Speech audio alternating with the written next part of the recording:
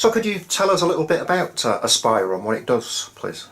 Yeah, Aspiro is a not-for-profit social enterprise. We were established nearly 8 years ago in Leicester, and we provide services to disadvantaged adults, at the moment particularly people with mental health problems, and we help people go into paid work or volunteering or learning, because we believe this is really good for people's recovery, and with the right support and the right job people can really benefit people, and evidence shows they tend to use services less. We also have in the past worked with other groups, for example ex-offenders. We've worked with people who've experienced substance misuse, for example, and we recently had a project funded through Europe for young people over in Hinkley and Bosworth area, which was very successful as well. Perhaps some people with mental health difficulties or who've been out of work for a long time, I mean, they might think, oh, am I going to be pushed or something, because there's like a negative view might be, it's just getting people off benefits, slamming them to work. How would you respond to that? Well, I think the first thing I'd say is that we're not Job Centre Plus. That's not to say they don't refer to us, but when they do refer to us, it's on a voluntary basis. We're very clear about that. So nobody comes to us under a mandate. We strongly believe, as I said earlier, that working can be really seriously good for your health, well-being and your recovery.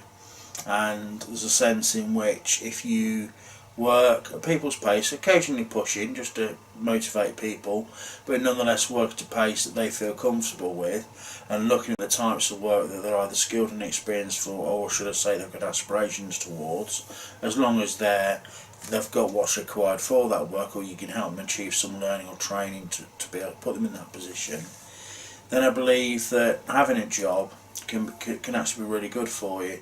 Not only does it usually bring in more income, although I'm aware there's 1 million people on 0-hour contracts in this country, so wherever possible we help people to achieve work that's good for them.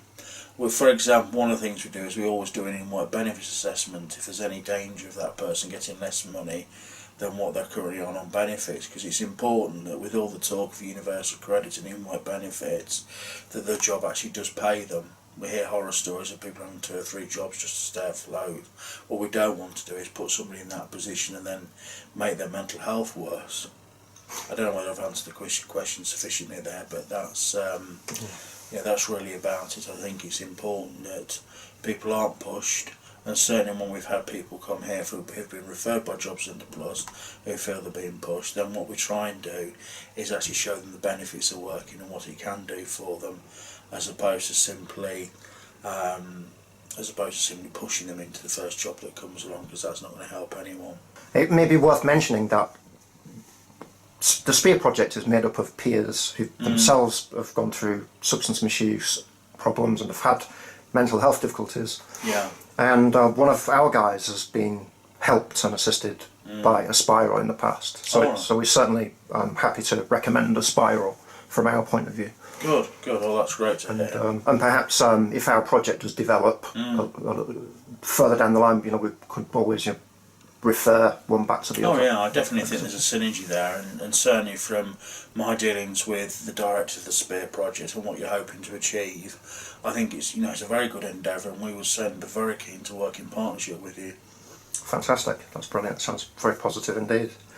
Just finally, if somebody was to engage, they hear about Aspiro and they engage, what do you offer them?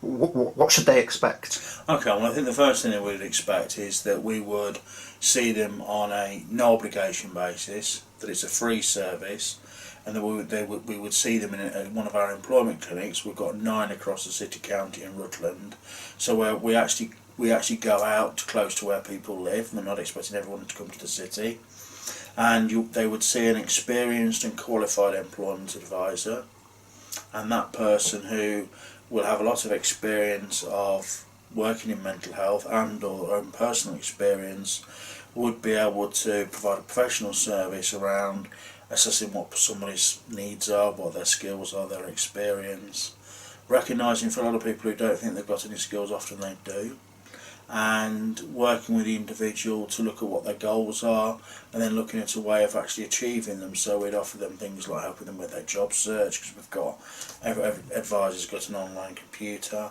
We'd help them with things like disclosure, because a lot of people worry about disclosing mental health problems or even criminal convictions to prospective employers.